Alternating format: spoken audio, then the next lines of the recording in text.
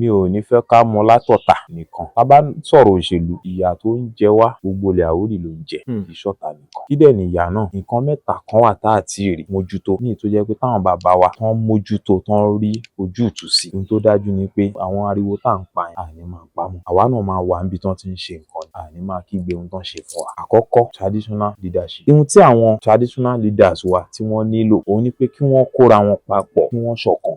Ìṣọ̀kan wọn yẹn máa jẹ́ kí wọ́n ní àtọmọ̀nà, ìyẹn roadmap fún bá a ṣe fẹ́ ní development. Ṣùgbọ́n táwọn bá ti ṣe kan, wọ́n máa fi wá bára wa wí ni. Tó dẹ̀ ń ṣẹlẹ̀ lọ́wọ́lọ́wọ́ àti lógùn state àti lẹ́kùn wọ́n ń fàwórì báwórì. Èyí tó tẹ̀lé òun ni political leadership. Tá bá ti ṣọ̀kan, a ní good political leadership. Wọ́n máa mọ ohun tí ó ń dùn wá, wọ́n dẹ̀ máa ṣe. Ohun tó ń dùn wá yẹn, wọ́n máa bomi ẹ̀rọ sí. Ohun tá ń lé, a máa tètè rí mú. Bá ṣe ń kígbe lógùn là ń kígbe lẹ́kọ̀ọ́. Àti ìsínbí òṣèlú, a lọ ń wòran bẹ́ẹ̀. Ẹ gbàgbé ipòkípò tá a bá dìmú lẹ́nu. Ohun tó dẹ̀ wù wọ́n náà fi wá rọ̀. Àwọn ò ní ohun tá à ń fòṣèlú rọ̀ nílẹ̀ Àwórì. Ibi ìjà kájà ìjà oyè, kájàjẹ́ eégún, kájàjà lẹ̀, ibẹ̀ lọ́pọ̀lọpọ̀ wa ti pín. Ó rọrùn láti rán Àwórì ẹgbẹ́ wa láti múra wa wálẹ̀ torí pé a ní focus. Nípa òṣèlú ọ̀tà, ọ̀nà mẹ́ta ni mo rí tó pín sí. Òṣèlú kí la fẹ́ jẹ. Ìkejì, òṣèlú kí la fẹ́ jẹ. Ìkẹta ni òṣèlú kí nìlú wa fẹ́ jẹ. Ní báyìí, kí wá ni ó jẹ́ stand àwa youth ọ̀tà? Òun ni pé òṣèlú tó fẹ́ position lu wa la fẹ́ ṣe. Táà ní máa sáré káàkiri mọ́ ká tó rí nǹkan gbà. Wọ́n ní òsín bẹ̀, oníbàwọn náà ṣe pín.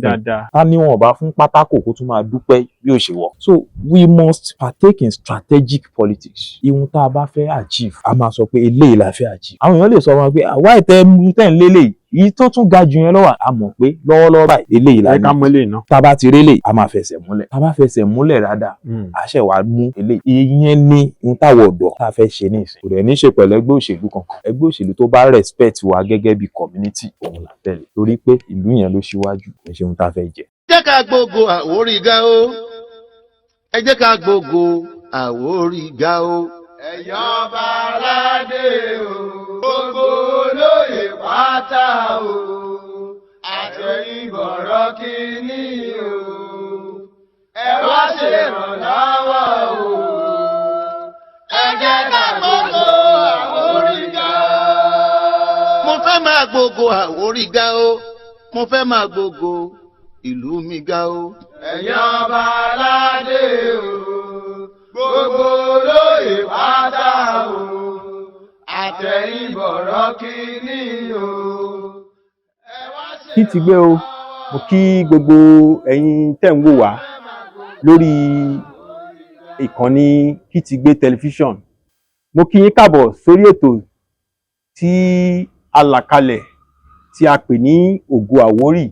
Ètò Ògo Àwórì yìí la ti ń ṣàfihàn àwọn ọmọ wa, àwọn ògo tó wà nílẹ̀ Àwórì tí wọ́n ń ṣe gudugudu méje àti yàyà mẹ́fà ní ìlànà tí oníkálùkù wọn yàn láàyò. Orúkọ mi ni Kúnlé Bánkọ́lé.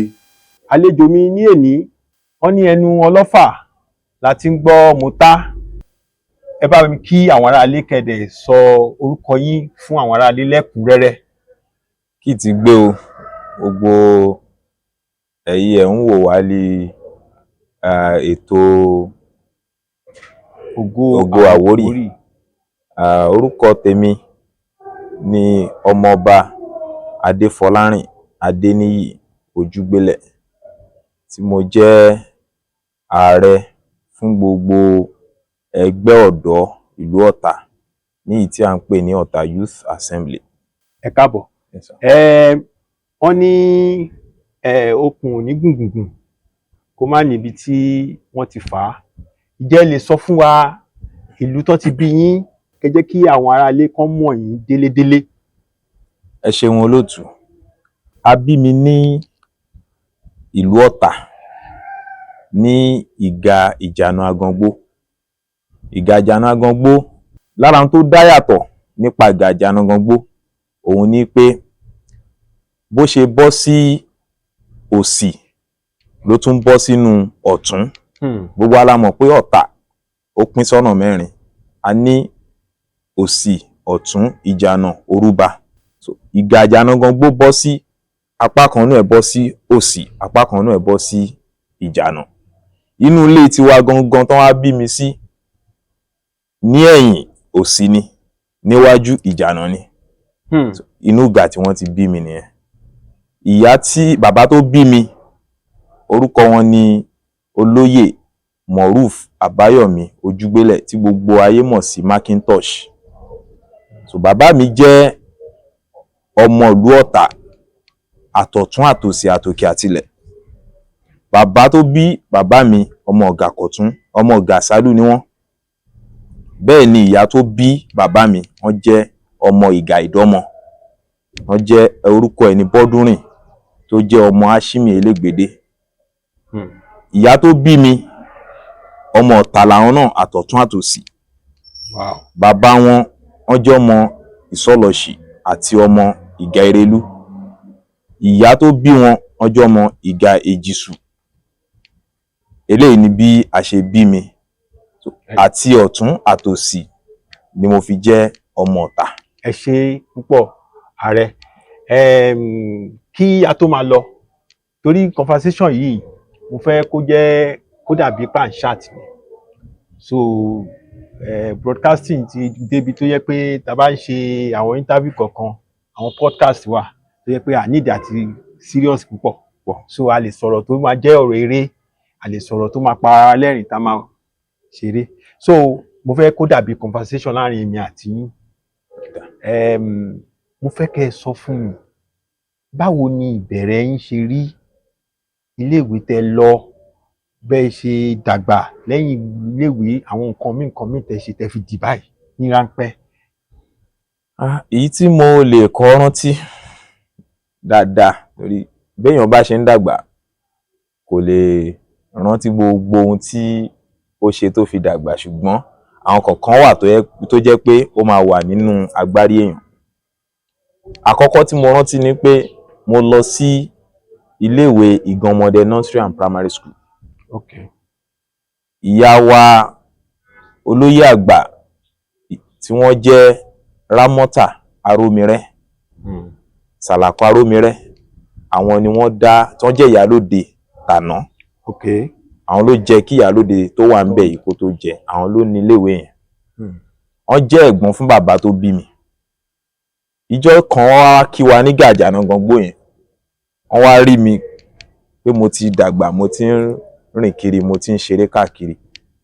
Mo dẹ̀ jẹ́ ni tó níkùn ní kékeré. Wọ́n wá rí mi, wọ́n wá ní pé Yọ̀mí náà máa ń pe dádì mi, wọ́n wá ní Yọ̀mí, kí ló dé tọ́mọ yóò tí wọ iléèwé? Dádì mi wá ní à ń ṣètò ẹ̀ náà ni, kò sétò kankan bẹ̀. Mo wá bá mi ní ọ̀la, ó gbọ́dọ̀ bẹ̀rẹ̀ iléèwé lọ́la. Bí mo ṣe bẹ̀rẹ̀ Ìgànmọdẹ Nursery and Primary School nìyẹn. Ṣùgbọ́n níbo ni Ìgànmọdẹ Nígbàlà tó wà? Nígbàlà ló wà. Wọ́n ní ọkọ̀ tó máa ń kó wa, táwọn olóyìnbó ń pè ní school bus. Ọkọ̀ yẹn ló máa kó wa, a máa dúró ní ilé bàbá Kẹ̀sìntì. Gbogbo àwọn tó bá mọ Ọ̀tà dáadáa ní Òkè Súnà, ibẹ̀ ni gbogbo wa láti máa ń dúró de àwọn tá à ń gbàdúgbò yẹn, tá à ń lọ léwé yẹn. Bọ́ọ̀sì yẹn á gbé wa, a tún pick àwọn èèyàn ní Òkè Súnà níbi roundabout yẹn. Wọ́n á tún ó láwọn kan tí wọ́n ń pick ńbẹ̀, tàṣà mọ́ ẹ máa pick wọn tí tá máa fi dé iléèwé yẹn. So bí mo yẹ bẹ̀rẹ̀ nìyẹn. Ìgbà tó wá yá, ọkọ̀ tán fi ń kó wa yẹn kò sí nílẹ̀ mọ́. So wọn ò lè, ó ní problem, so àwa lè tẹ̀síwájú pẹ̀lú ẹ̀. Owó mọ́tò láti bẹ̀rẹ̀ sí Ìgbàlà Dẹ̀kẹ̀rẹ́ kì í ṣe kékeré, kò dẹ̀ ṣe fẹsẹ̀ rìn. Ni dad mi fi wá sọ pé, ni bàbá tó bí mi fi sọ pé kí n dúró, pé kí n má lọ Ìgànmọdẹ mọ́. Mo fi wá bẹ̀rẹ̀ St. Michael African Church Primary School tó wà ní ibi Yídì bẹ́ẹ̀. Ibẹ̀ ni mo ti bẹ̀rẹ̀. Gbogbo ohun tí mo lò ní Ìgànmọdẹ nursery class ni mo parí ẹ̀ sí. Ìgbà tí màá bẹ̀rẹ̀ ní St. Michael, mo bẹ̀rẹ̀ ní primary 1 títí tí mo fi ṣetán ní St. Michael. Ìgbà tí mo kúrò ní St. Michael, mo tẹ̀síwájú lọ sí Ìgànmọdẹ Grammar School. Kí n tó kúrò ní St. Michael, mo wà nínú àwọn tó dángájíá jù nínú àwọn ọmọléèwé wọn. Mo máa ń ṣojú iléèwé yẹn fún ìdíje lórí ọ̀rọ̀ ìwé ni, kì í ṣe tí mi mọ bọ́ọ̀lù gbá, mi mọ jójó, mi mọ, ṣùgbọ́n tí ìwé mo máa ń ṣojú iléèwé yẹn fún àwọn competition. Nínú àwọn tí wọ́n ti ṣagbátẹrù ìdíje rí, mo rí wọn láìpẹ́ yìí, mo rán wọn létí, àwọn ò rántí mọ́. Àwọn ni Prince Adénọ́pọ̀. Èyí táwọn coordinate ipò kejì nílé ìwé wa gbé. Èmi àti Saliu lórúkọ ẹnìkejì tá a jọ ṣojú iléèwé wa fún ìdíje yẹn. Lẹ́yìn yẹn mo lọ sí Ìgànmọdẹ. Mo bẹ̀rẹ̀ láti JSS1, mo dẹ̀ parí ní Ìgànmọdẹ. Mo ṣe WAEC. Ẹ̀ẹ̀kan ṣo ni mo ṣe WAEC mi. Ìgbà tí mo parí Ìgànmọdẹ, mo tẹ̀síwájú lọ sí Yaba College of Technology. So ibẹ̀ mo ti ṣe ND mi. Mo ṣe accountancy ní HND ni wọ́n máa ń lò. Tó bá yẹ pé BSc ní accounting. So accountancy ni mo ṣe ní ND. So ìgbà tí mo ṣe tán lẹ́ndì, mo ṣe IT mi ní Intercontinental Bank PLC ní Bode Thomas ní Surulere. So ìgbà yẹn Erastus Akínbọ́lá òun ni ló sì jẹ́ ọ̀gá pátápátá fún Intercontinental ńgbà yẹn. So ìgbà tí mo parí IT mi, mo padà lọ ṣe HND. BSc mo kọ́ fẹ́ lọ ṣe, mo apply fún DLI, ṣùgbọ́n ìpèníjà kan ṣẹlẹ̀. Torí mo ti ní lọ́kàn pé lẹ́yìn IT mi ò fẹ́ da àwọn òbí mi láàmú fún ọ̀rọ̀ ẹ̀kọ́ mi mọ́. Gbogbo ìyẹn ló jẹ́ kí n má lè ṣe BSc yẹn, mo wá lọ ṣe HND accountancy náà. Mo dẹ̀ ṣe tán. Ìgbà tí mo ṣe tán, mo lọ serve ní Kwara State ní local government tí à ń pè ní Barutin local government. Lára nǹkan kan tó wà nínú ìgbésí ayé tèmi ni pé mi ò máa ń fẹ́ràn láti máa manipulate nǹkan. Torí ìgbà tí a fẹ́ ṣe WAEC ní Ìgànmọdẹ, àwọn kan gbà àwọn ọ̀nà kan, èmi ò gbà. Ohun tí mo mọ̀ ni mo ṣe. Èmi kọ́ mi ní A parallel, ṣùgbọ́n mo ní result tó dáa. Ìtó kéré jù ní result mi C ni. Mo dẹ̀ ní bí 4. Ìgbà tí mo parí, tí a wà ní camp fún NYSC, àwọn èèyàn rìn pé kán lè change, mi ò rìn. So ìgbà tán máa gbé mi, kódà ibi tí wọ́n gbé mi lọ, ibi tán máa fi ń dẹ́rù bà wá ní camp ni pé ẹ̀ ń ṣe bó ṣe wù yín àbí, wọ́n máa gbé yín lọ Barutin, ojú yín á mọ́. So ìgbà tí máa wo orúkọ mi, Barutin yẹn náà gbé mi lọ. Gbogbo àwọn tó rí orúkọ wọn ní Barutin wọ́n ń sunkún ni, ṣùgbọ́n èmi ò sunkún. Mo nígbàgbọ́ pé gbogbo nǹkan láyé ó nídìí. So mo dé Barutin. Ìgbà tán tún máa post mi tán fẹ́ post mi sí PPA mi, ibi tán tún post mi sí, àwọn tó tún gbọ́, wọ́n tún pariwo pé ibẹ̀ yẹn jìn. Ṣùgbọ́n èmi mo ti ní, ìgbà táwọn èèyàn ń dẹ́rù bà mí yẹn pé ó jìn, mo kọ́ lọ bá àwọn ọ̀gá pé ṣán lè wúrí nǹkan yẹn. Ẹni ẹ wá sọ pé ibi tó ń lọ yẹn lóòótọ́ ó jìn o, ṣùgbọ́n tó bá débẹ̀, ọba ni kọ́pà ń bẹ̀. Mo dẹ̀ gbádùn gbogbo ìgbà tí mo lò ń bẹ̀. Wọ́n ṣe wá dáadáa. Tá bá ń lọlé, máa ń di ẹrù wálé, torí wọ́n máa ń tọ́jú àlejò, wọ́n bàbàrà àlejò gan bẹ̀. Kódà lára tán bá ṣènáwó, tán bá máa kíra wọn, wọn ń kíra wọn kú náwó. Wọ́n á níbẹ̀ ká sọ bu ẹ kú àlejò. So wọ́n máa kọ́ kíra wọn kú àlejò kan tó kíra wọn pé bẹ̀ẹ́ ká gobi ẹ kú náwó. Níbi tí wọ́n fẹ́ràn àlejò dé. So wọ́n tọ́jú wa. Tí n bá ń bọ̀ nílé, mo máa tún di oúnjẹ dání fún fámílì mi, torí mo ti gbéyàwó kó tó di pé mo lọ ṣe agùnbánirọ̀. Máa kúrò oúnjẹ dání, oúnjẹ wọn pọ̀ dáadáa. Èyí tí wọ́n fún wa, wọ́n máa wà ń bẹ̀.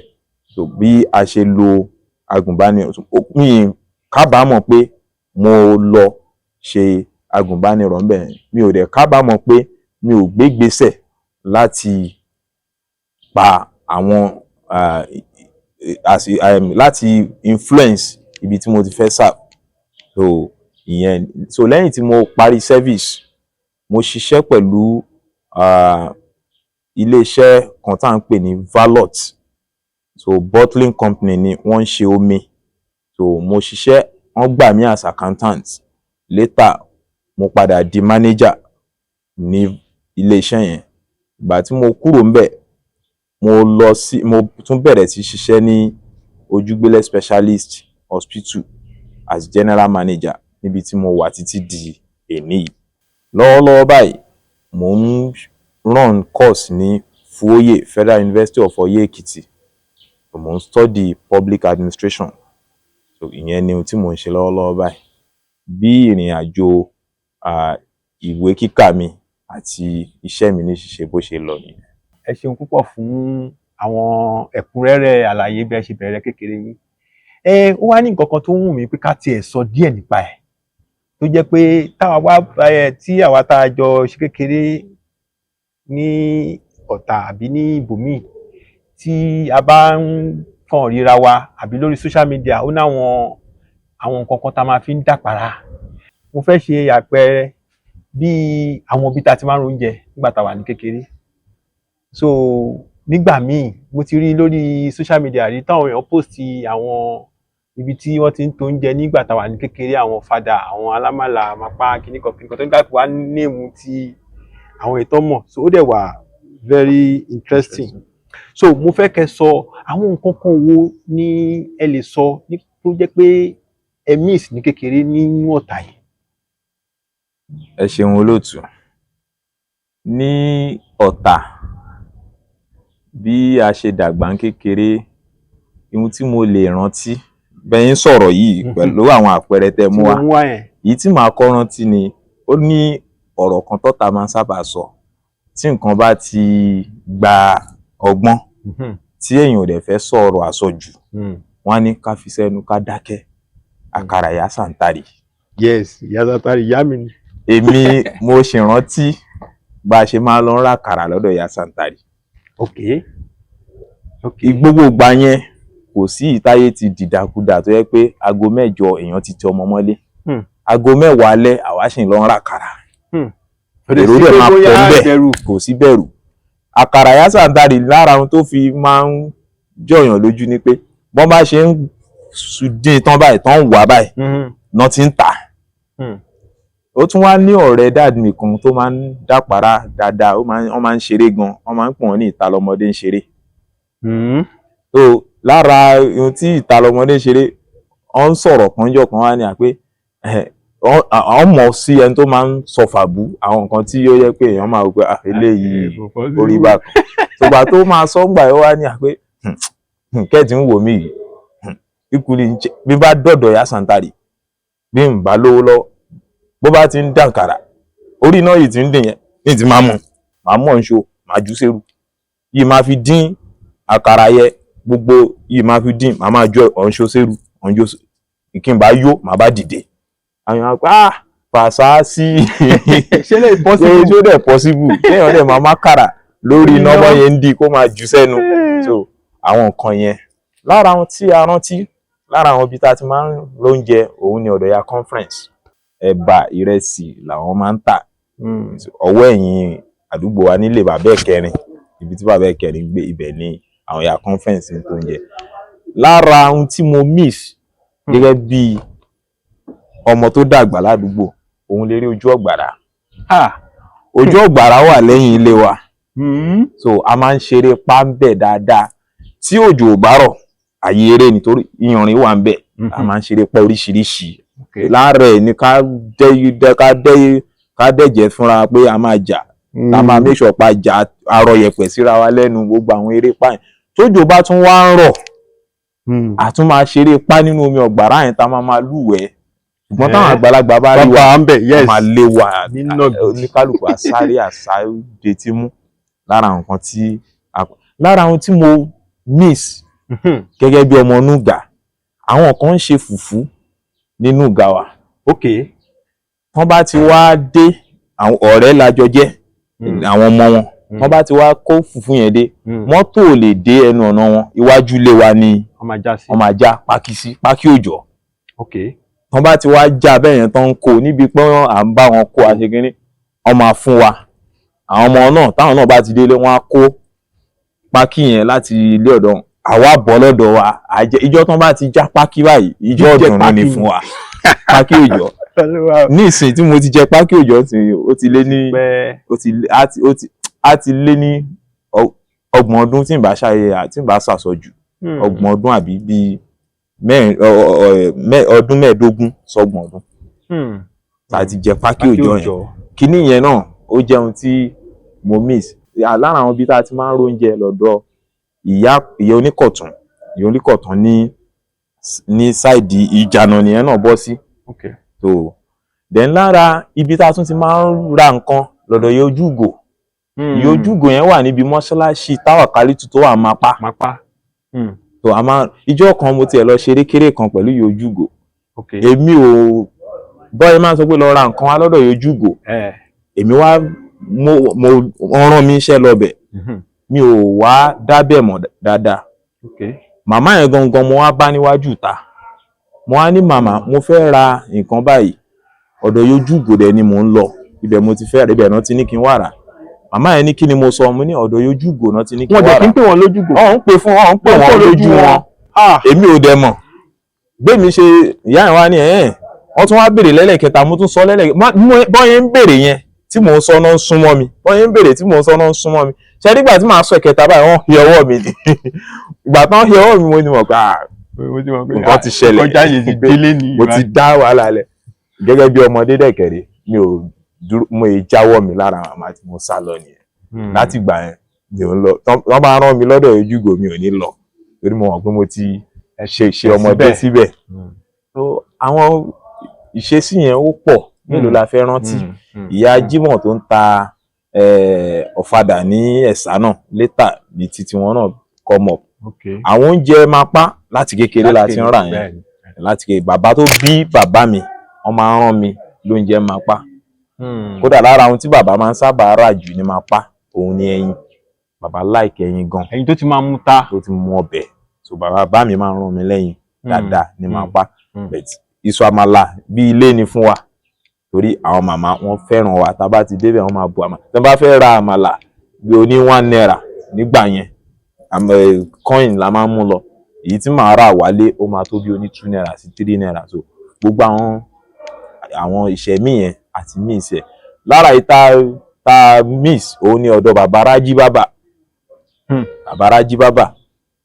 Bàbá yẹn àti bàbá kan ní ibi ẹ̀gbẹ́ mọ́ṣáláṣí Jímọ̀. Àwọn bàbá tán gbajúmọ̀ gba bàbá Rájí Bàbá àti bàbá yẹn. Bàbá yẹn máa ń wá gẹrun fún bàbá mi. So nílé wọ́n máa ń fárí fún wọn ni.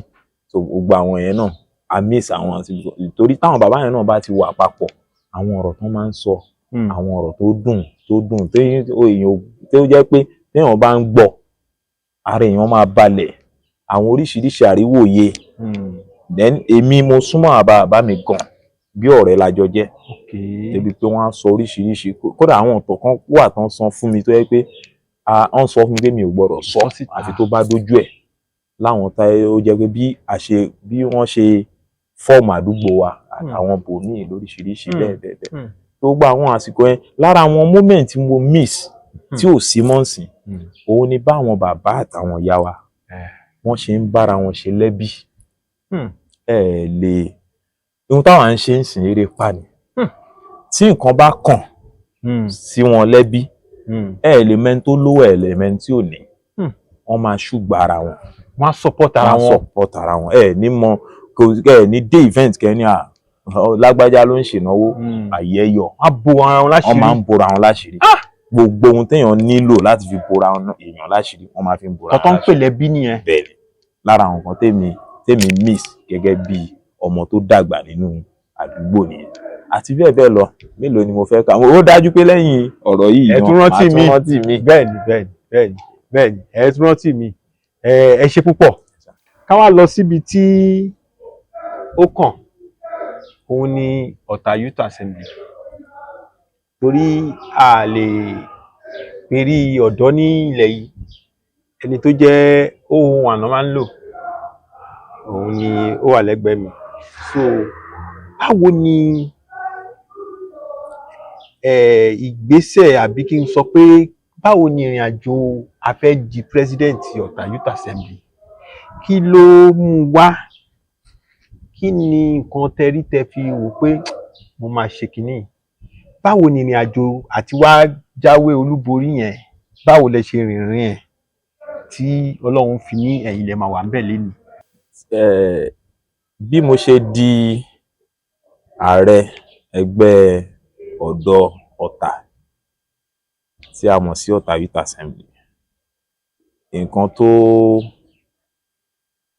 yẹ pé àwọn kankan wà tí mi ò ní lè sọ fún public consumption, ṣùgbọ́n ohun tó dájú ni pé mi ì lè bo nǹkan kan, mi ì dẹ̀ lè yí nǹkan kan, mi ì ní yí òtítọ́ kankan, mi ì ní yí dà. Ọ̀tà Youth Assembly wọ́n ti bẹ̀rẹ̀ bí ọdún 2, ó ti ń lọ sí bí ọdún 3 kó tó di pa ṣe ìdìbò tó gbé mi wọlé. Ṣùgbọ́n ìgbà tán máa ń ṣe yẹn, mo attend meeting wọn lẹ́ẹ̀kan. Mo dẹ̀ ti ní ìpèníjà pé bémi ṣe máa ń rí nǹkan gẹ́gẹ́ bí ọmọdé, mo rí pé ó yàtọ̀ sí bí àwọn tí mo máa ń bá lò tán fi máa ń rí. Kíní yẹn wá jẹ́ kí n ríra bí ẹni tí ò lè fit in sí system wa. Torí ọ̀pọ̀lọpọ̀ wọn ò fi bẹ́ẹ̀ mọ̀ mí. Torí pé kò sí nǹkan tó ń ṣe nílùú yìí tí mi ò mọ̀. Àfi tí n bá ṣe bẹ́ẹ̀ pé mi ò mọ̀. Ṣùgbọ́n mi ò ń fi bẹ́ẹ̀ sí nílẹ̀ téèyàn máa rí mi pé wọ́n rí bí wọ́n rí lọ́hùn. So ọ̀gọ̀rọ̀ rò pé mi ò tiẹ̀ mọ̀ nǹkan kan. Pé bóyá mi ò tiẹ̀ mọ̀ nǹkan kan pa Ọ̀tà. Tí n bá ti wá wà láàrin, mo ti kọ́kọ́ ṣe òṣèlú, tí n bá lọ youth meeting, mo máa ń rí pé báwọn èèyàn ṣe máa ń sọ̀rọ̀ láwọn ọ̀dọ́, ohun tí mo retí pé máa bá bẹ́ẹ̀ kọ́ ni mo máa ń bá. Tí n bá tún wá sọ̀rọ̀, ọ̀rọ̀ mi máa dàbí ọ̀rọ̀ ẹni tó yàtọ̀ sí. Kíní yẹn wá sọ mí dẹni tó máa ń fà sẹ́yìn. So meeting Ọ̀tà Youth Assembly náà ìgbà tí mo kọ́ lọ, mo rí pé báwọn kíní ṣe ń lọ, bémi ṣe rò pé ó yẹ kó rí kọ́ lórí, so ó jẹ́ kí n máa fà sẹ́yìn. Ṣùgbọ́n gbà tí ìdíje yẹn tí ìbò yẹn tó bẹ̀rẹ̀, tètò yẹn bẹ̀rẹ̀, àwọn kan tó ti wá bá mi pàdé rí, tán ti mọ àwọn ìròrí tó wà lórí mi, àwọn ìròrí pí ìyípadà dáadáa tó dé bá tó wà pẹ̀lú mi. So àwọn ló wá pè mí níjọ́ kan pé ṣé mi ò ní contest fún Ọ̀tà Youth Assembly? Mo ní èmi ò lè contest o. Wọ́n ní kí ló dé? Mo ní àwọn nǹkan tó ń ṣe èmi ò, bọ́n ṣe ń ṣe ó yàtọ̀ sí bémi ṣe rò pé ó yẹ kó rí. So mo dẹ̀ nígbà wípé tí n bá débẹ̀, tí n bá tẹ̀ kọ́kọ́ ní mo fẹ́ díje, wọn ò tiẹ̀ ní jẹ́ kí n tẹ̀ kọ́kọ́ ráyè náà. Ṣùgbọ́n mo kàn padà tún ṣọkàn pé ṣebí inú ìlú yìí náà bí wa sí, ẹ jẹ́ kí n lọ díje. Mo fi gba fọ́ọ̀mù, mo díje, mo lọ sí quarters ìgbà tí mo débẹ̀, àwọn tó mọ̀ mí pọ̀ ju àwọn tí ò mọ̀ mí lọ, wọ́n gbà mí tọwọ́ tẹsẹ̀. Ìgbà tí tó yá, a bẹ̀rẹ̀ sí ṣe ètò yẹn. Ṣùgbọ́n ohun tó wà nílẹ̀ ni pé àwọn kan ti wà tó yẹ pé wọ́n ti wò pé wọn ò lè mú mi. Látàrí pé alákọ̀ọ́kọ́ wọ́n rí pé mi ò bá wọn ṣe tẹ́lẹ̀, wọn ò mọ ohun tí mò ń gbé bọ̀. Ẹlẹ́ẹ̀kejì, wọ́n ti wò pé ẹni yìí tó ń bọ̀ wọ́n ti wò pé bóyá èèyàn kan ló rán mi wá, pé kí n lè wá dá ohun tó wà nílẹ̀ rú. Gbogbo àwọn oríṣiríṣi ìròrí yẹn wà. Ṣùgbọ́n gbà tèmi dé, tí mo bẹ̀rẹ̀ sí díje, tí n bá báwọn èèyàn sọ̀rọ̀, gbogbo ibi tán ti rò pé bóyá mo máa tọmọdé bọ̀, mi ò tọmọdé bọ̀. Ibò míì wà tán máa tọwọ́ bọ̀ mí lẹ́nu, tèmi náà dẹ̀ mọ̀ pé eléyìí wọ́n mọ̀ọ́mọ̀ tọwọ́ bọ̀ mí lẹ́nu pé kí n lè bínú, kí n faraya. Mo máa ṣe ní pẹ̀lẹ́, máa bá wọn sọ̀rọ̀ tútù, àṣà ń bá lọ títí. Ṣùgbọ́n ohun tó wá padà jẹ́ kí àwọn èèyàn mọ̀ pé ẹni yìí, ọ̀pọ̀lọpọ̀ àwọn tó ṣùgbà mi nígbà ìbò, nígbà tá a wá lọ ṣe debate.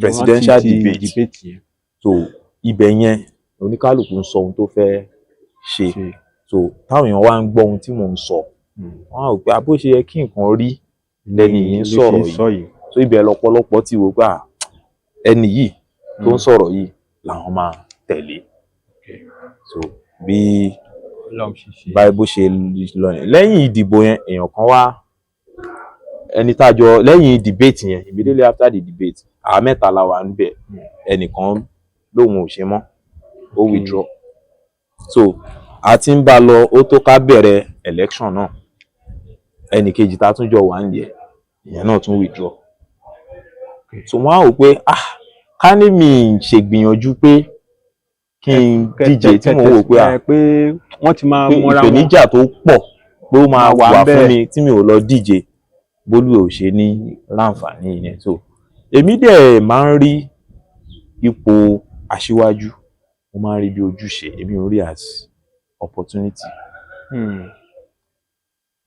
so àtijọ́ tí a ti ṣe debate yẹn tán tí mo ti rí pé àwọn èèyàn wọ́n ti ń fi ìfẹ́ hàn mo ti wà ó dàbí pé kí ní ìfẹ́ di òótọ́ àtìgbà yẹn náà mo ti ya àwọn nǹkan tí mo fẹ́ fi ọdún mẹ́ta tí mo fẹ́ lò tí mo fẹ́ fi gbé ṣe ni mo ti yà sílẹ̀ kó tó di pàṣẹ election rárá so lẹ́yìn tí election dẹ̀ dé àwọn tó yà jọ ń ṣe náà mo pè wọ́n tí mo níre o kò wá síbi tá a lọ mo máa sọ àwọn nǹkan tó wà nínú ìwé yẹn mo máa sọ lórí so ibẹ̀ yẹn làwọn tí a jọ ń ṣe náà wọ́n ti gbà ẹni yìí ó mọ nǹkan tó ń ṣe làwọn náà fi ń ṣùgbà mí débi tá a dé.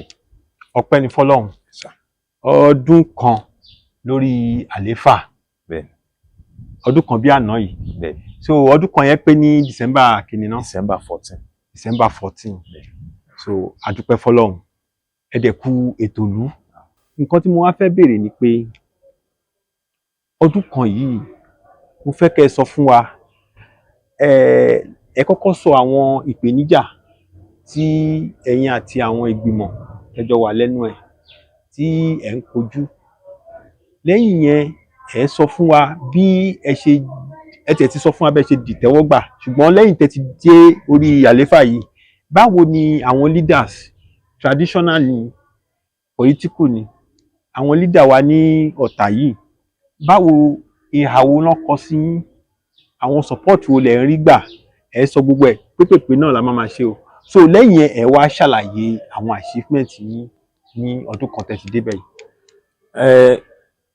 Gẹ́gẹ́ bí mo ṣe sọ lẹ́ǹkan lẹ́yìn ìgbà tí àwọn tí wọ́n withdraw a sì tún ṣe ìdìbò láti fi lélẹ̀ pé kì í ṣe pé ẹni yìí kàn débẹ̀ pẹ̀lú awúrúju àwọn èèyàn dìbò torí bá a ṣe yan olùdìbò mẹ́wàá láti quarters kọ̀ọ̀kan so ní ìtí adẹ̀rí mo rí ìbò tí ò dín ní 15 torí àwọn kan ṣì wà tí wọ́n rò pé àwọn ò ní dìbò fún ọmọ yìí ṣe so ẹ ṣì rí 35 mo ṣì rí ó kéré jù mo ṣì rí bí 15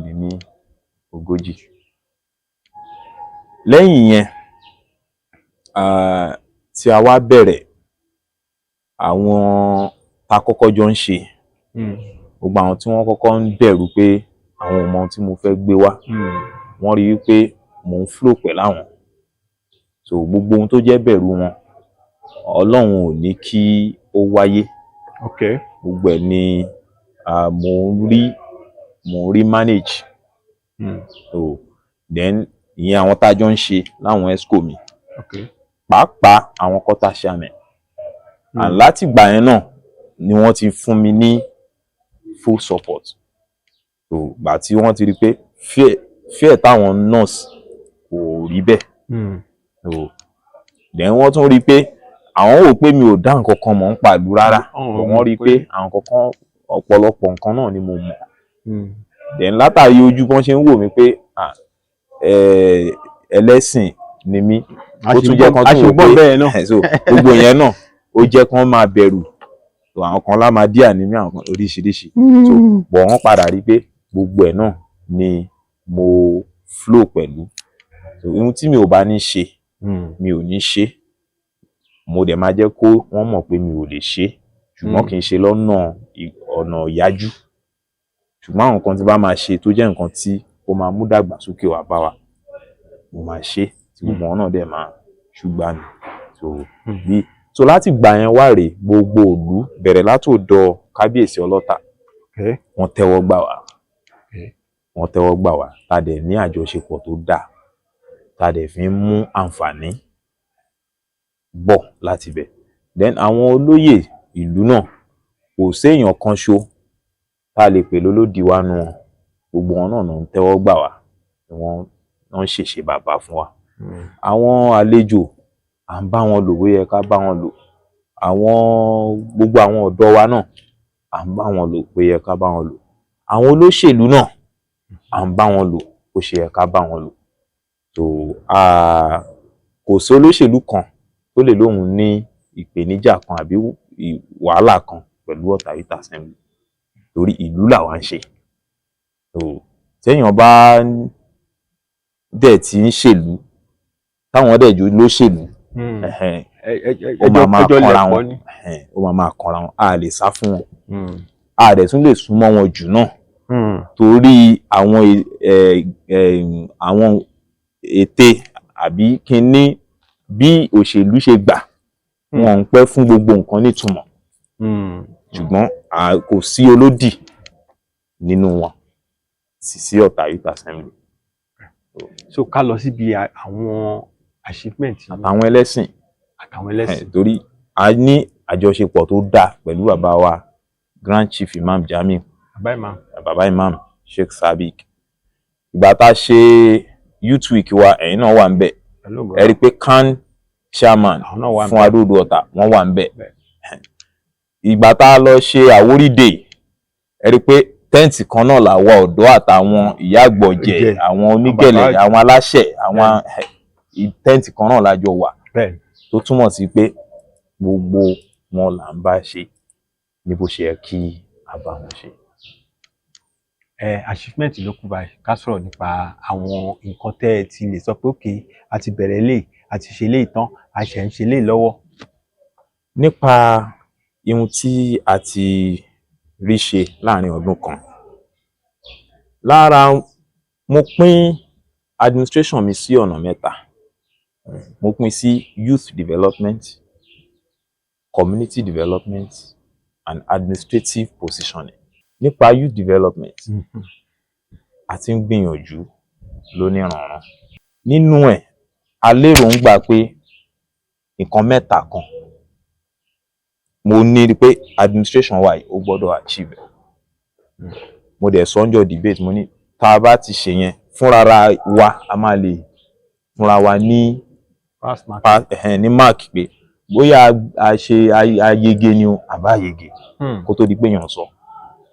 Àkọ́kọ́ ńbẹ̀ òun ni pé ká ní temporary secretariat ibi tí a máa lò gẹ́gẹ́ bí ààyè tí a máa mọ̀ pé àyè àwọn ọ̀dọ́ lélẹ̀. So àti wá ṣègbìyànjú tìyẹn àti ríbì kan so tí iṣẹ́ ń lọ lórí ẹ̀. Ẹlẹ́ẹ̀kejì òun ni ká ní permanent secretariat. Nínú permanent secretariat yẹn a lérò ń gbà tí ní ICT center. So eléyìí ìjọ inauguration wa lọ́lọ́run ti ní ká rí kí bàbá wa Ọlọ́ta kí wọ́n fún wa ní a plot of land. So ní ìta dẹ̀ ti ń sáré bá ṣe fẹ́ kọ́ ṣùgbọ́n tá a bá ti gbé temporary secretariat wa tá a ti gbé jókòó àwa dojú kọ bẹ́yẹn sí permanent secretariat torí ohun tó wà lẹ́mìí wa ni pé a fẹ́ kọ́ kó tó di pé a parí administration wa. Kí dẹ̀ ni ohun tá a gbà lérò ni pé a fẹ́ kó jẹ́bi tí a ti máa rọ̀ àwọn ọ̀dọ́ wa lágbára pàápàá nípa digital technology digital exposure ICT. Then lára ohun tá a ní lérò ń gbà ni pé ní ibẹ̀ yẹn a fẹ́ ká níbi JAMB CBT center níbẹ̀ eléyà á lè fún àwọn ọmọ wa láǹfààní àti tún láàyè tán ti máa ṣe JAMB wọn àyè bíi 2 àbí 3 ló wà lọ́tà báyìí so tó bá dẹ̀ ti kún wọ́n ti máa ju àwọn ọmọ wa sí Ìjẹ̀bú jù wọ́n sí Ìgbà jù wọ́n sí wọ́n jù wọ́n sí Èkó ìpèníjà yẹn máa ń pọ̀ tó tá a bá tún níyẹn á tún dínkù á dẹ̀ tún jẹ́ ká lè kọ́ àwọn ọmọ wa láwọn nǹkan tí ayé ń lò ń sìn ìyẹn aléròǹgbẹ. So ìkẹta òun ni pé ká ní administrative boss.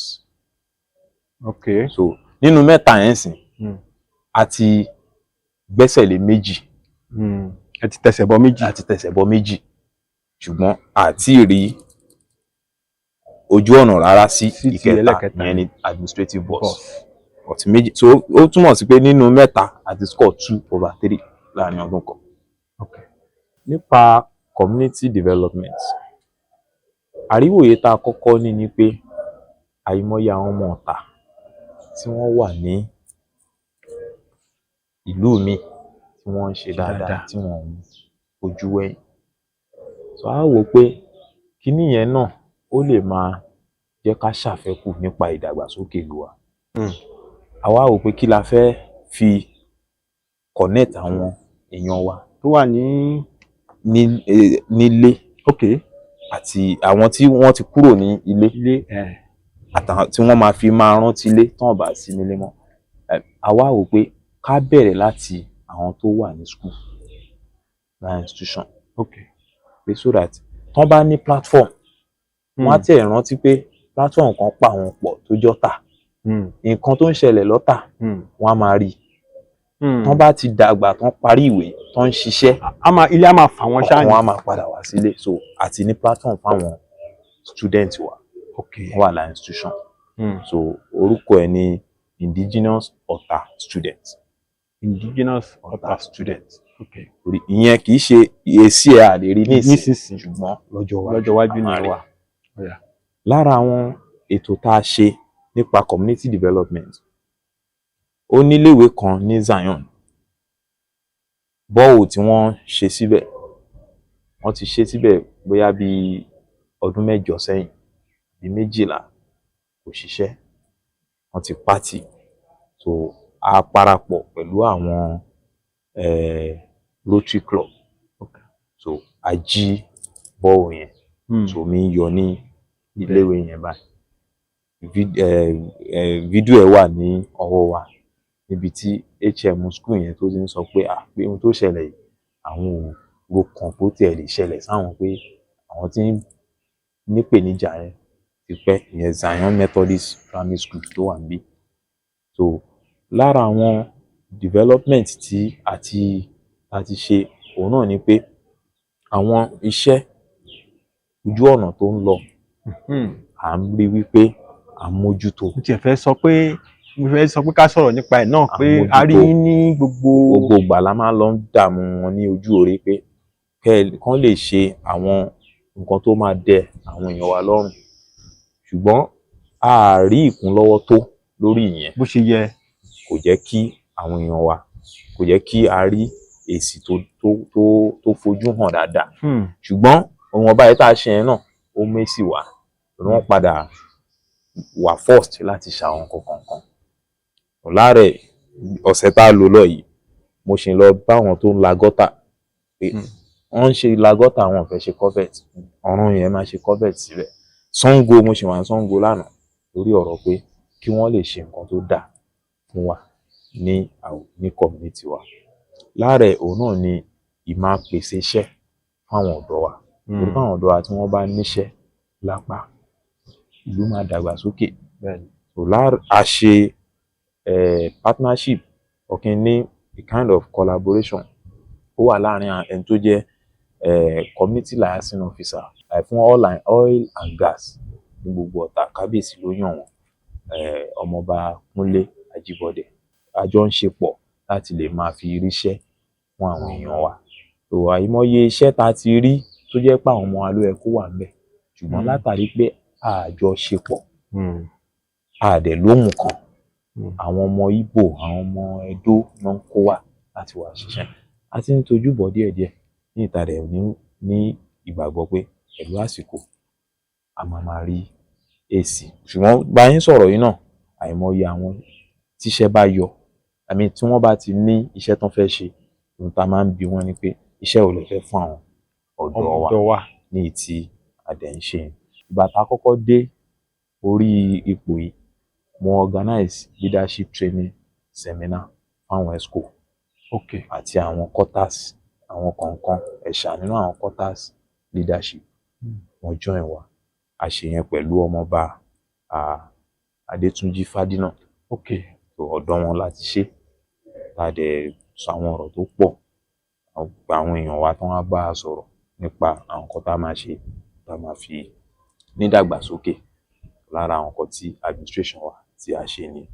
Lára àwọn tí administration wa ṣe tí ó tún jẹ́ tó tún làmìlaka òun ni inauguration wa náà lára àwọn tó làmìlaka torí lẹ́yìn tá a ṣe inauguration wa ó tún jí àwọn ọ̀dọ́ míì lágbègbè táwọn náà tún ń ṣe àwọn kan tó jọ àwòkọ́ṣe lára inauguration yẹn.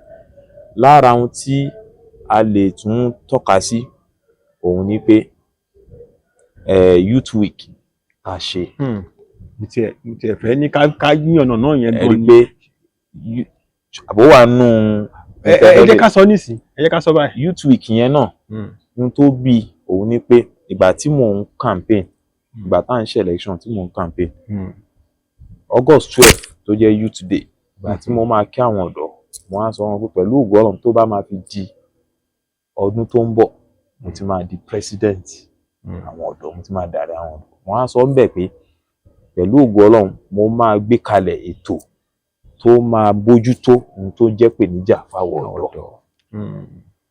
Àṣé bí mo yẹ sọ ó bá tọlọ́run so ó wá sí ìmúṣẹ. Ìgbà tí August 12 yẹn wá ń súnmọ́ mo á gbà ohun tí mo ṣèlérí ẹ̀ fáwọn èèyàn mo láti múṣẹ.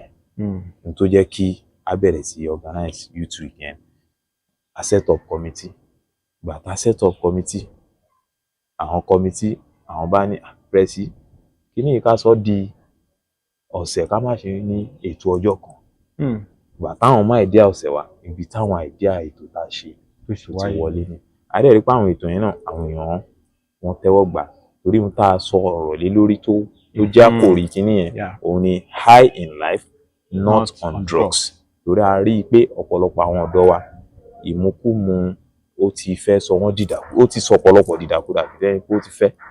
A dẹ̀ wò pé a ń láti dínkù láwùjọ wa la fi àkòrí ètò yẹn síbẹ̀. Nínú youth week yẹn a ṣe free medical program outreach. Nínú ẹ̀ a ṣe sports. Yes. Ìgbà tá ti bẹ̀rẹ̀ sports yẹn tí ó sì tó sì náà jà náà tó náà wà mọ́lé. Ìgbà tá fẹ́ bẹ̀rẹ̀ sports yẹn àwọn kan pè mí pé wọ́n ń gbá bọ́ọ̀lù lọ́tà tẹ́lẹ̀ wọ́n cancel ẹni látàrí ìjà pẹ̀lú ògo Ọlọ́run. Àwọn ọ̀dọ́ ọ̀tà wọn ń ṣe oníjàgídíjàgan èyí tó ti ṣẹlẹ̀ ìyẹn ti dàfi sẹ́yìn tí kinní kan fi aṣọ bí ọ̀rọ̀ àwọn bàbá wa èso ìyẹn ò lè ṣẹlẹ̀ so tá fi ṣe tó fi dùn tó fi lárinrin.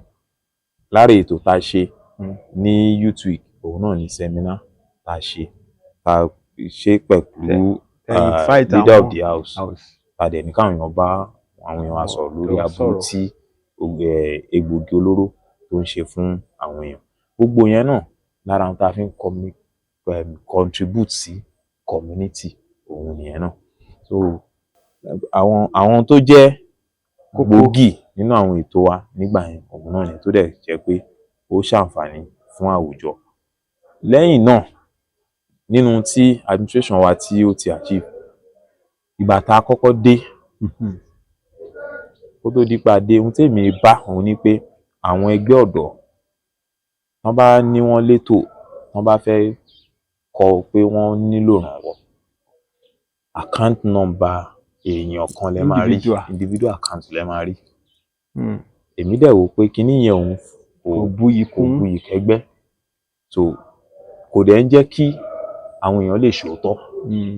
Accountability kò ní sí accountability and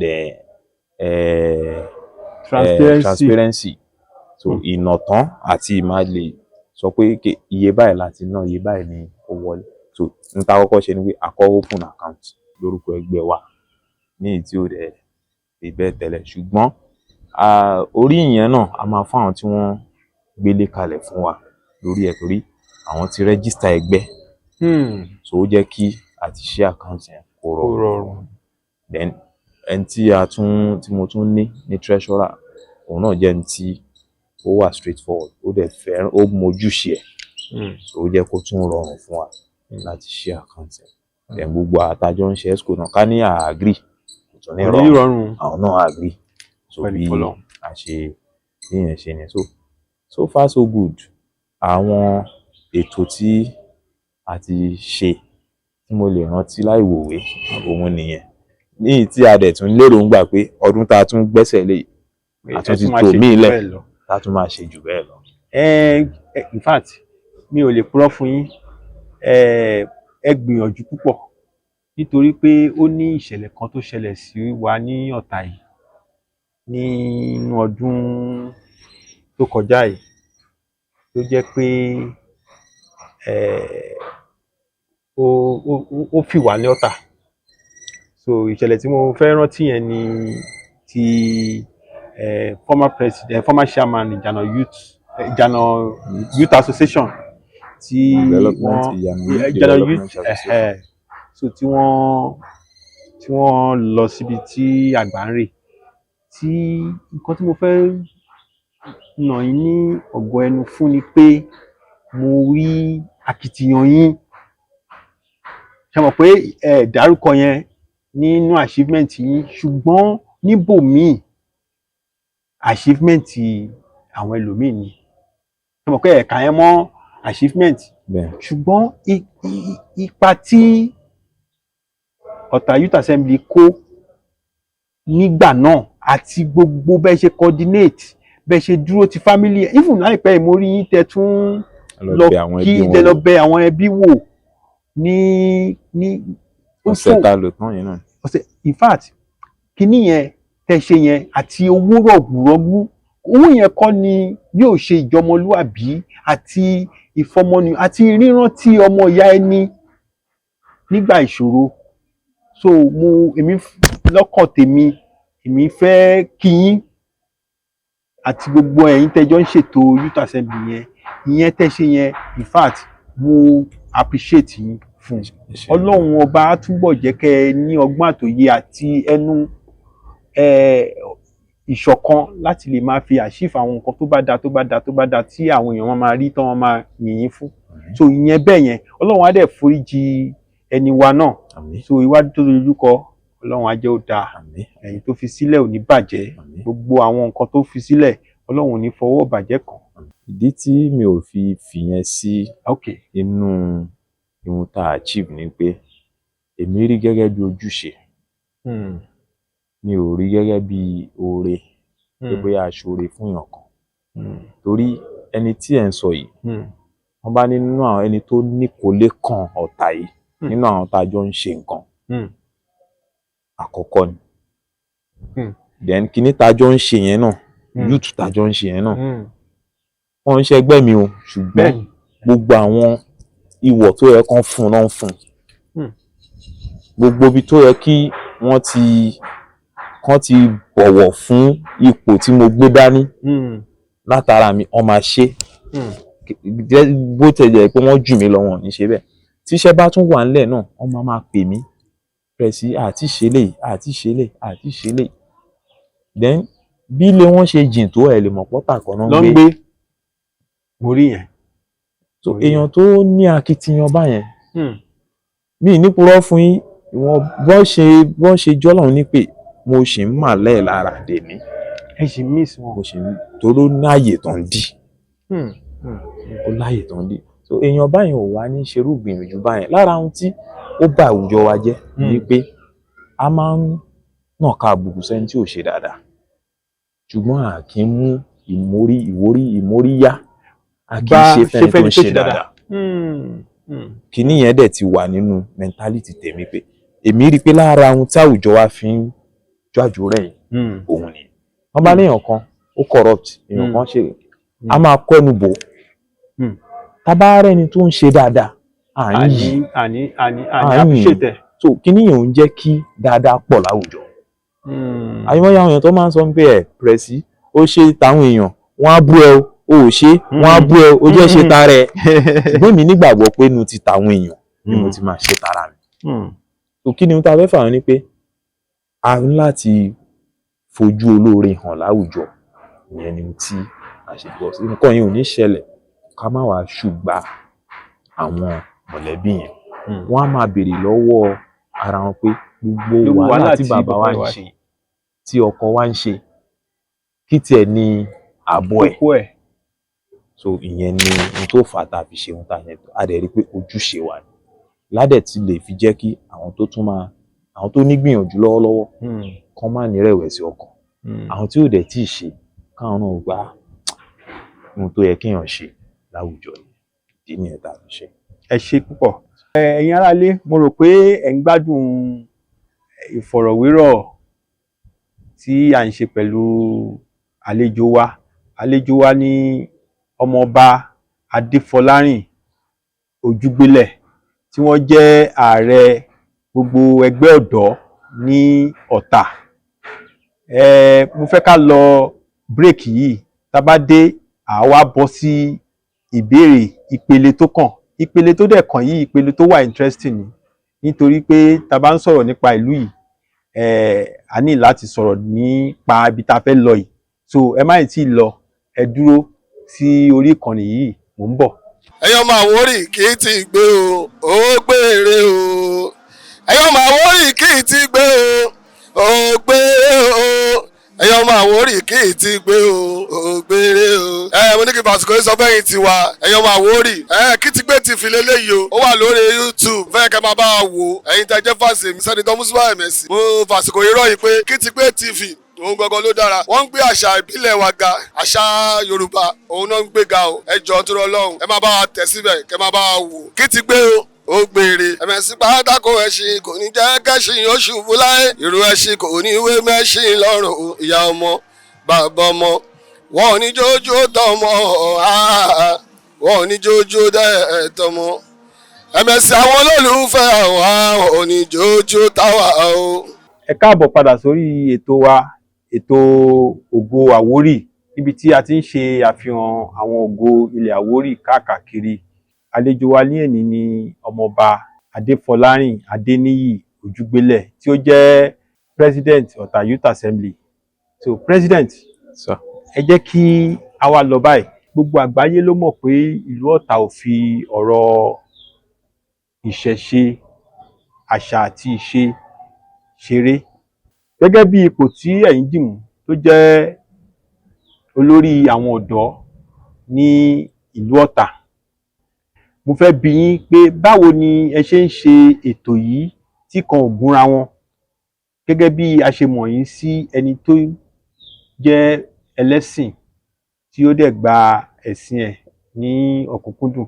So báwo lẹ ṣe ń ṣe ọ̀nà méjèèjì tó jẹ́ pé ìkan kì í gúnra wọn tí àwọn ẹlẹ́sìn ò kì í wò pé àwọn láàrin tó ń jókòó tì àbí tí ẹ̀yin náà máa sá fún àwọn nǹkan míì tí ò yẹ kẹ́ sá fún. So báwo lẹ ṣe ń ṣe tí kan ò gúnra wọn náà àwọn kan yìí. Ẹ ṣé olóòtú. Àkọ́kọ́ gẹ́gẹ́ bí mo ti ṣe sọ, tẹ́ bá ti wo mo ń sọ ọ̀rọ̀ bí mo ṣe dàgbà, ẹ rí i pé ẹni tó dàgbà láwùjọ àṣà àti ìṣe ni mí. Ìyẹn ní ẹlẹ́ẹ̀kejì, ilé ọba mo ti wá, Ìkòógbè Royal Family, ibẹ̀ mo ti wá. So àṣà àti ìṣe ilẹ̀ ìlú Ọ̀tà yìí àtàwórì náà ó yé mi dé àwọn àyè kan, ìlẹ̀ ló yé mi dáadáa torí àwọn kan ló bí wa síbẹ̀, àwọn mọ̀ dáadáa. Tó yé mi débi tó yé mi dé. Eléyìí dẹ̀kẹ̀rẹ̀ ó fún mi láǹfààní láti dá ohun tó tọ́ àti ohun tí ò tọ́ mọ̀. Nínú ẹ̀sìn tí mò ń ṣe náà tó jẹ́ ẹ̀sìn Islam. Ẹ̀sìn Islam náà ẹ̀sìn tí ò fi àwùjọ ṣeré ni, kò dẹ̀ fi ìkọ́ ẹbí mọ́ra, kò fi ṣeré. Nínú àwọn ẹbí mi, àwọn tó ní ẹ̀sìn oríṣiríṣi wà. Bá ṣe jọ ń ṣe bí tá à ń ṣe papọ̀ tí ò dàrú, bẹ́ẹ̀ náà la ṣe jọ ń ṣèlú lénìí náà tí ò dàrú. Torí pé bí Islam ṣe mójútó pé ká ṣe àwùjọ náà, àwọn nǹkan tó jẹ́ àwọn àṣà àti ìṣe wa kì í ṣe gbogbo ẹ̀ ni ó tako Islam. Kódà èyí tí ó pọ̀ Islam náà fọwọ́ sí. Hmm. Èyí tí ò tako Islam wọn ò pọ̀ tó èyí tí Islam fọwọ́ sí. Ṣùgbọ́n àwọn ibi tí ó ti yàtọ̀ yẹn ibẹ̀ ni ọ̀pọ̀lọpọ̀ wa la máa ń tẹnpẹlẹ mọ́ ni èdè àìyedè fi máa ń wà. Nǹkan kan ṣe tèmi kàn mọ̀ ni pé bàbá ṣe jọ ń ṣèlú ṣèbó ní ohun tó pa wá pọ̀, ìjọ tá a bá ti jọ pàdé lórí ohun tó pa wá pọ̀ àjọṣe kò ní sí wàhálà. Àwọn nǹkan kan máa wà tó jẹ́ pé ìwọ gbọ́dọ̀ ṣe tiẹ̀ kémi ṣe tèmi ni. Mo máa gbọ́wọ̀ fún ohun tó ń ṣe yẹn ní ìtó dẹ̀ jẹ́ pé ìwọ náà ò ní option dàn kí ìwọ náà kó bọ̀wọ̀ fún ohun tí mò ń ṣe. So àwọn ibi tí mo mọ̀ pé ó lè tako Islam mi ẹ̀ ní rí mi bẹ́ẹ̀ ní ìtí mo dẹ̀ mọ̀ pé kò ní affect ìlú gẹ́gẹ́ bí olórí ọ̀dọ́, kò ní affect àwọn ọ̀dọ́ náà. So bí àárín yẹn ṣe rí nìyẹn. Ẹ ṣé púpọ̀. A ti wà lọ́dún 2026 báyìí ní ìtàwọn ọ̀pọ̀lọpọ̀ ọmọ Nàìjíríà believe pé a ti wà nínú ọdún òṣèlú. Wọ́n á fẹ́ bi yín gẹ́gẹ́ bí olórí ọ̀dọ́ nílùú Ọ̀tà pé ìgbáradì wo lẹ̀yin ọ̀dọ́ Ọ̀tà ń gbáradì fún òṣèlú tó ń bọ̀ yìí tí a fi ní kọ orú orin ta ti máa ń kọ nílùú Ọ̀tà, tí àwọn ọmọ Ọ̀tà ti máa ń kọ nílùú Ọ̀tà, tí a fi ní kọ orú orin yẹn ní 2027. Orin wípé a ní ìtẹ̀síwájú tó tó, wọ́n àbádàn wa, wọ́n sọ àwọn ọmọ wa dẹrú, wọ́n ti rántí wa, gbogbo ìlú wa ni ò ní ìlọsíwájú tó ó péye. Gbogbo àwọn orin yìí tá ti máa ń kọ látẹ̀yìnwá, ipa wo ni Ọ̀tà Youth Assembly àti ẹ̀rú ẹ̀yin tẹ́ jẹ́ olórí àwọn ọ̀dọ́ káàkiri, ipa wo lẹ̀ ń kó tí òṣèlú tó ń bọ̀ yìí tí ó máa fi yàtọ̀, tí àwọn Ọ̀tà máa fi mọ̀ lára ní ọ̀nà tó yàtọ̀? Ẹ ṣé. Lórí ọ̀rọ̀ òṣèlú, mi ò ní fẹ́ ká mọ̀ látọ̀tà nìkan torí tá bá sọ̀rọ̀ òṣèlú, ìyà tó ń jẹ wá gbogbo ilẹ̀ Àwórì ló ń jẹ, kì í ṣọ̀tà nìkan. Kí dẹ̀ ni ìyà náà? Òun náà ni pé nǹkan mẹ́ta kan wà tá à tíì rí mójútó ní ìtó jẹ́ pé táwọn bàbá wa tán bá jókòó tán mójútó tán rí ojútùú sí, ohun tó dájú ni pé àwọn ariwo tá à ń pa yẹn àní máa pa mọ́. Àwa náà máa wà níbi tán ti ń ṣe nǹkan ni, àní máa kígbe ohun tán ṣe fún wa. Àkọ́kọ́ òun ni traditional leadership.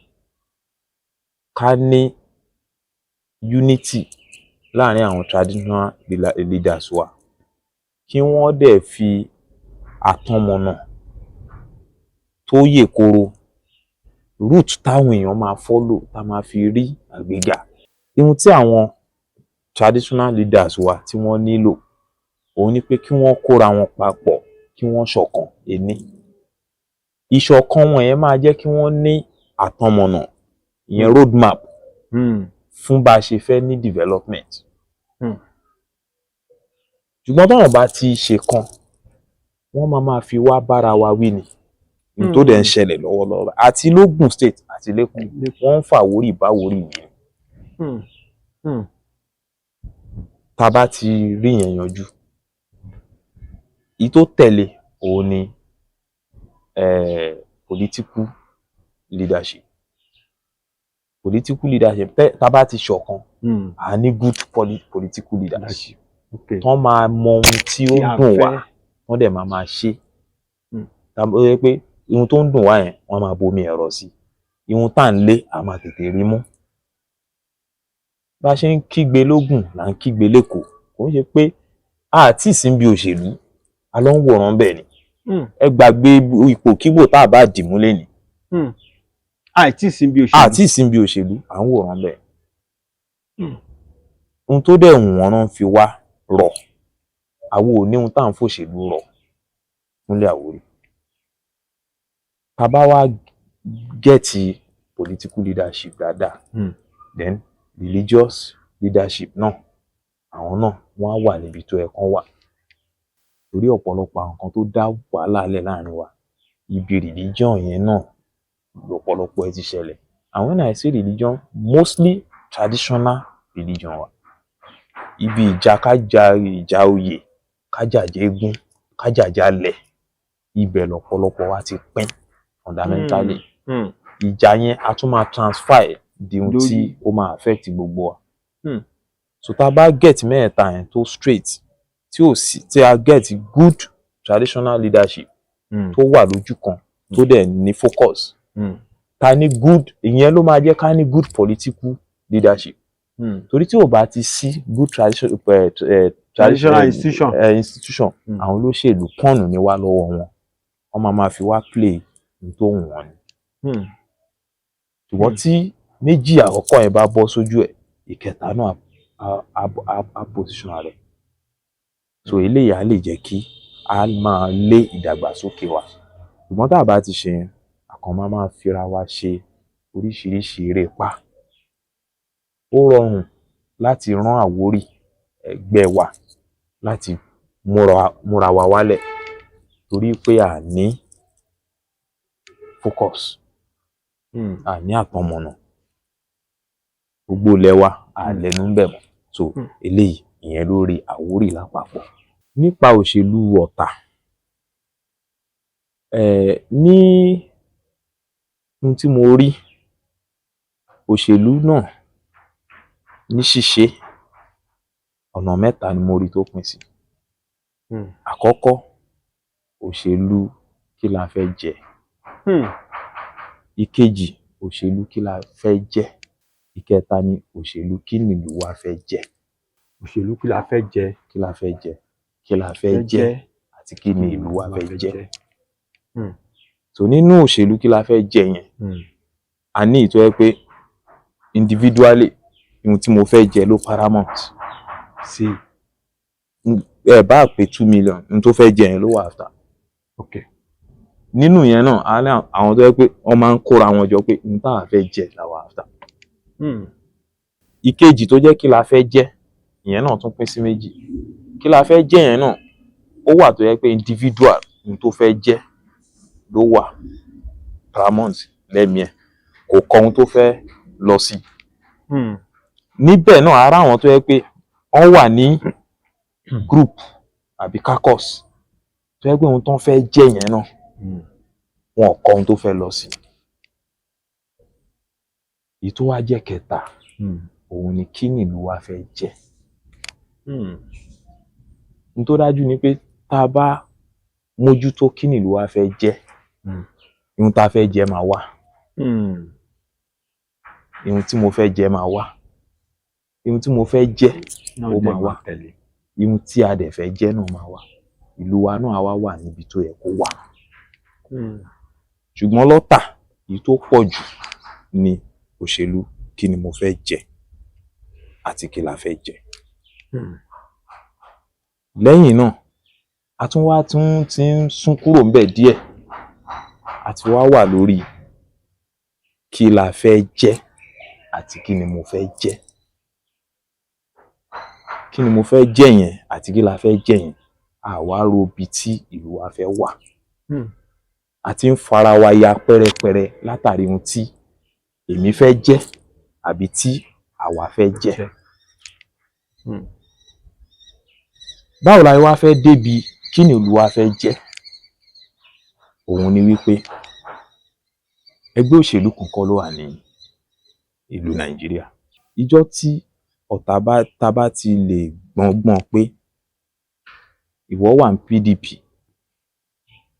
ìwọ wà l'ADC, ìwọ wà l'APC, ohun tó jù ní pé gbogbo yín ohun tó máa ga lẹ́mìí ni ohun tí ẹ fẹ́ mú wá fún ìlú.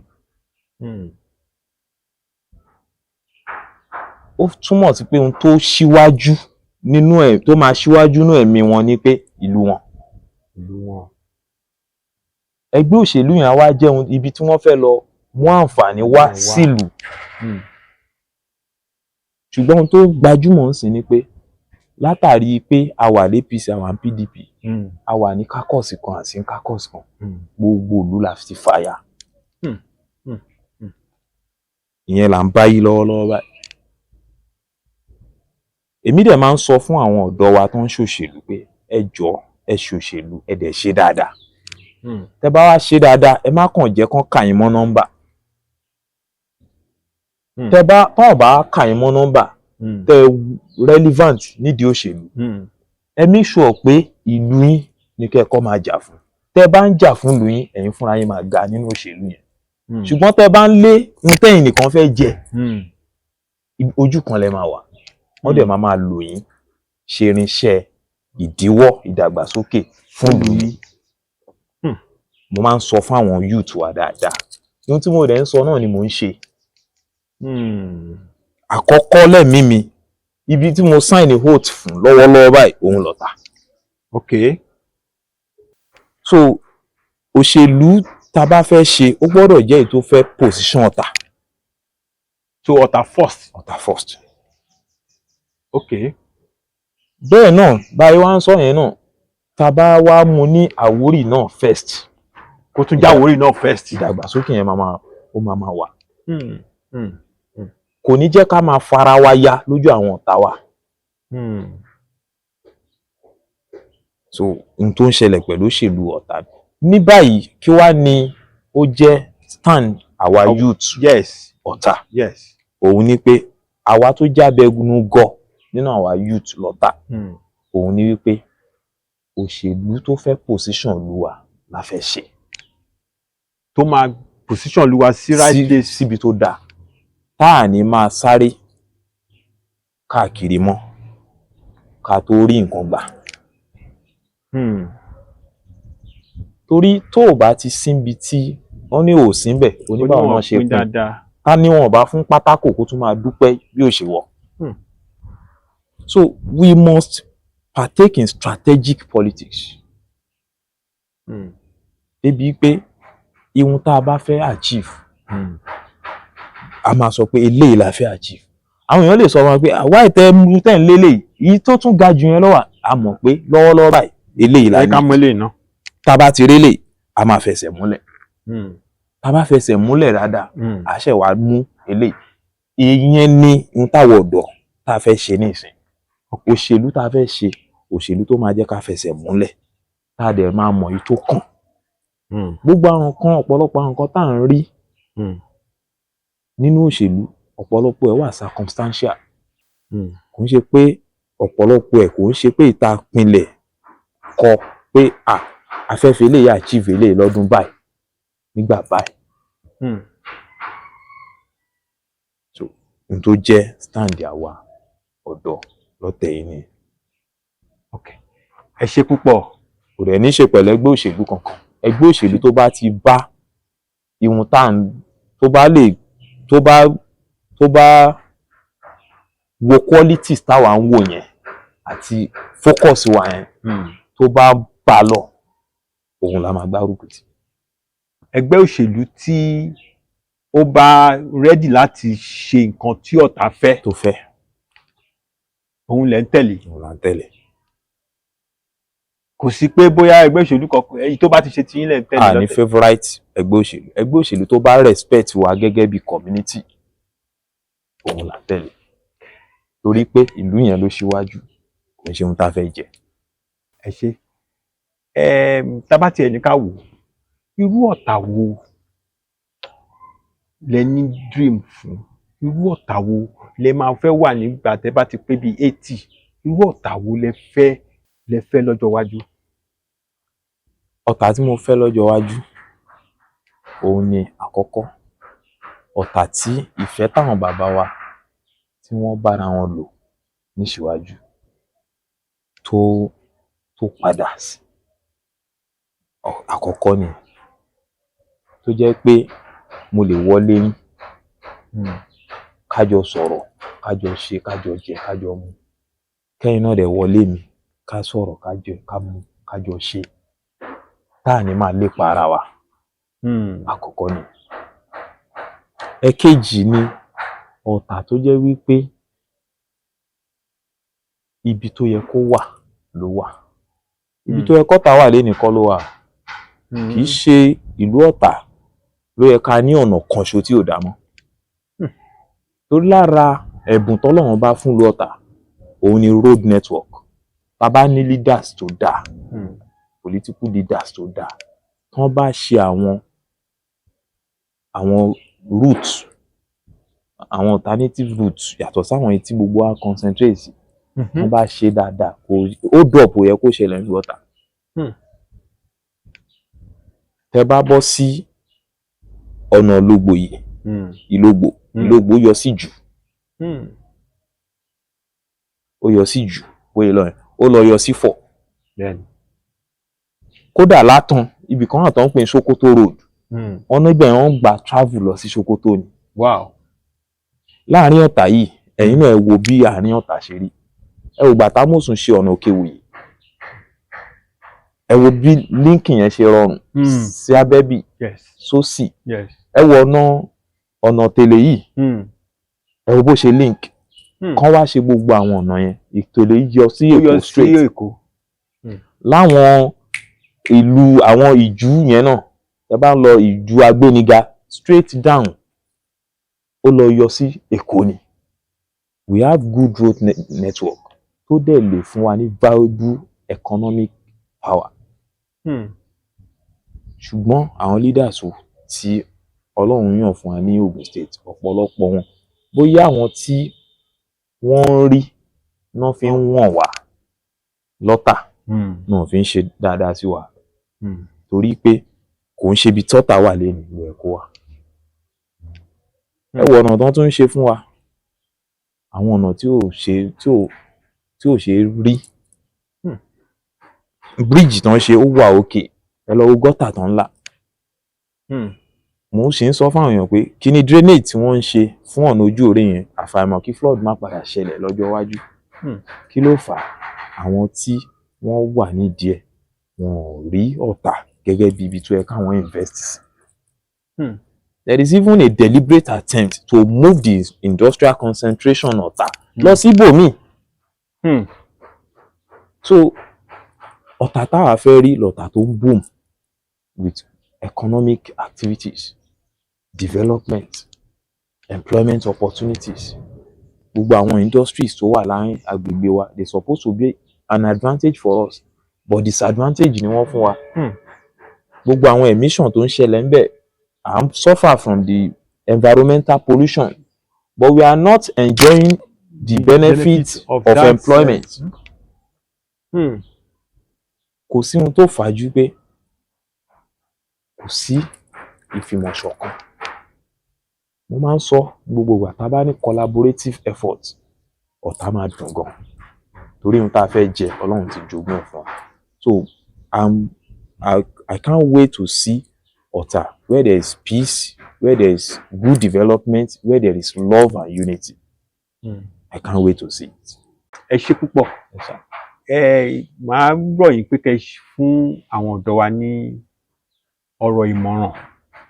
Ní ọdún tó kọjá, pàtẹ́ ṣe youth week, ohun tó jẹ́ kókó àpélé team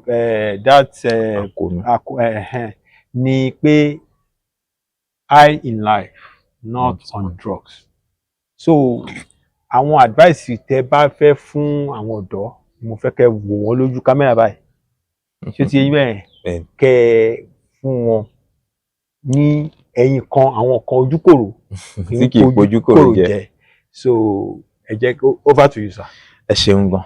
Ìmọ̀ràn mi fún gbogbo ọ̀dọ́ ìlú Ọ̀tà àti Àwórì lápapọ̀ òun ni pé kí a rí wípé irinṣẹ́ ìtún àwùjọ ṣe òun ni wá. We are the engine room for change in the society. So ẹ má jẹ́ kí a jẹ́ kí àwùjọ kó sọ wá di ohun tí ò dáa, torí tá a bá ti dìdàkudà a ní lè tún àwùjọ wa ṣe mọ́.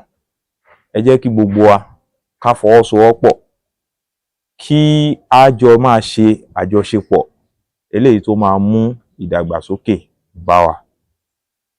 Ẹlẹ́ẹ̀kẹta òun ni pé kí gbogbo wa ká jẹ́ kínú wa jọnú, ká lè jọ parapọ̀ láti bá gbogbo ohun tó ń jẹ́ ìṣẹ́ àti òṣì wí láàrin wa. Kò dẹ̀ sí ohun tó fẹ́ mú wa ṣe léyìí, òun náà ni pé tí gbogbo wa tá bá gbọ́ra wa yé, tá dẹ̀ jọ ń ṣe kan, tá bá lájọ fẹ́ ṣe nǹkan kan, ká má fààyè gba àwọn kan láti lò wá, láti takora wa. Àwa ló yẹ ká take over àwùjọ wa.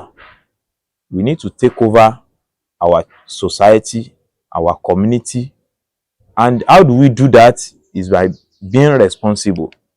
So tá bá ti wà responsible, a máa sọ fún àwọn bàbá wa pé bó ṣe yẹ kí àwùjọ rí rèé, látàrí pé àwa náà à ń take up responsibility. A dẹ̀ ń ṣe dáadáa ju bí a ṣe bá lọ. So eléyìí ó máa ràn wá lọ́wọ́ lọ́nà tó pọ̀. So ìmọ̀ràn tí mo ní fún wa nìyẹn. Then gẹ́gẹ́ bí a ṣe sọ nípa ohun tá a ṣe gbẹ̀yìn ní Ọ̀tà Youth Week, òun náà ni pé ká rí wípé a ga ní ìgbésí ayé wa, ká má jẹ́ kí ìmukúmu àti jẹkújẹ àti fàkúfà ká má jẹ́ kó sọ ìgbésí ayé wa di ohun tí ò dáa. So ká má pọ̀ lẹ́ni tí ó ń mu nǹkan tí ò ṣe wá láǹfààní, ṣùgbọ́n ká pọ̀ lẹ́ni tí ó ní àkọlé kan lórí pé bá ṣe fẹ́ dàgbàsókè, bá ṣe fẹ́ jẹ́ èèyàn láyé. So ìmọ̀ràn mi òun nìyẹn. Àti pé ìfẹ́ àti ìṣọ̀kan a nílò ẹ̀ tó pọ̀. Òun ni àkójá gbogbo ohun tí a fẹ́ ṣe. Ẹ ṣé gan. Fún ògo ilẹ̀ wa. Mo fẹ́ kẹ́ dárúkọ àwọn ọba ilẹ̀ Àwórì 10. Kò pọn dandan kí ẹ dárúkọ wọn fúlì, ṣùgbọ́n orúkọ oyè wọn ò gbọ́dọ̀ miss. Orúkọ oyè wọn ò gbọ́dọ̀ miss. For example, tẹ́ bá fẹ́ sọ pé Onítẹ̀tíkù of Owódé Ọ̀tà. Nínú àwọn tí mo fẹ́ sọ lẹ́ti sọ yẹn. So tẹ́ bá fẹ́ sọ pé Onítẹ̀tíkù of Owódé Ọ̀tà, ẹ gbọ́dọ̀ pé Onítẹ̀tíkù ní Olú of Owódé Ọ̀tà. Ẹ ti ní ìṣẹ̀ nìyẹn o. So Onítẹ̀tíkù ni, kò ní ṣe Olú àbí kò ní ṣe Olówódé. So ibi tí a ti máa bẹ̀rẹ̀ nìyẹn. So a dẹ̀ ti bẹ̀rẹ̀ counting down yín nísìnyí. So 1, 2, 3 go. Àkọ́kọ́ òun ni His Royal Majesty Ọba Professor Abdulkabir Adéyẹmí Ọbalanlẹ́gẹ́ Ọlọ́tà ti ìlú Ọ̀tà, Ọlọ́fin Àpèsìn Olóde, Àrólé Ògúnfúnminírè. Ẹlẹ́ẹ̀kejì òun ni Ọba Samuel Olúfẹ́mi Ojúgbélẹ̀, tí wọ́n jẹ́ Onílògbò ti ìlú Ìlògbò. Ẹlẹ́ẹ̀kẹta òun ni Ọba Wadud Ajani Dẹ́yìndé, tí wọ́n jẹ́ Olórúba ti ìlú Orúba Ọ̀tà.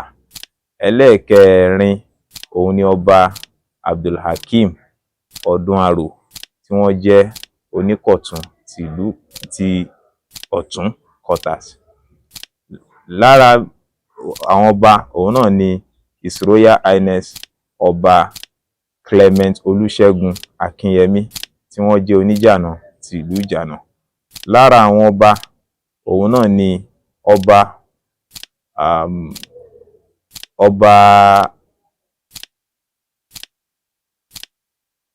Moruf Alàgbé Elégùṣì ti Ègùṣì Ọ̀tà. Lára ẹ̀ òun ni Ọba Ọlọ́fin Àdìmúlà Adó. Kí lorúkọ wọn? Ọba Àwọn ilé ti Idris Ọ̀sọ́lọ̀. Ọba Idris Ọ̀sọ́lọ̀. Lára ẹ̀ òun ni Ọba Sulaimon Bamgbade Ọlọ́fin ti ìlú Ìṣẹ̀rí-mọ́lé.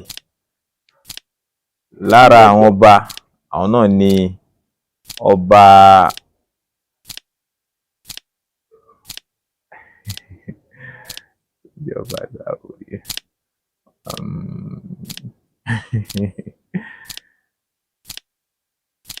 Ọba Oníbà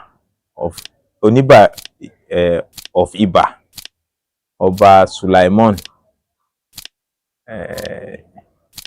Jafo Aṣáde Ọba Sulaimon Aṣáde Jàfó Authority. Lára àwọn ọba ṣé kò tí pé ó ṣe wá jẹ́ ẹ̀sìn ló wá sá mi lọ́jà. Ọlọ́jà Ẹkùn ti ìlú Ìgbẹ̀sà Ọba Abdulaziz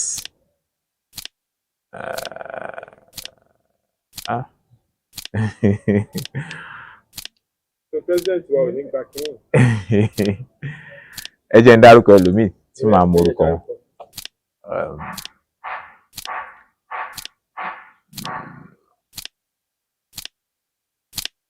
Ọba Thomas Fágbàyí Onítìgbò Tìgbò ìlú. Ẹ pàtẹ́wọ́ fún president. Fún ògo ilẹ̀ wa. Ẹ ṣé púpọ̀ president Ọ̀tà Youth Assembly Ṣeun sà.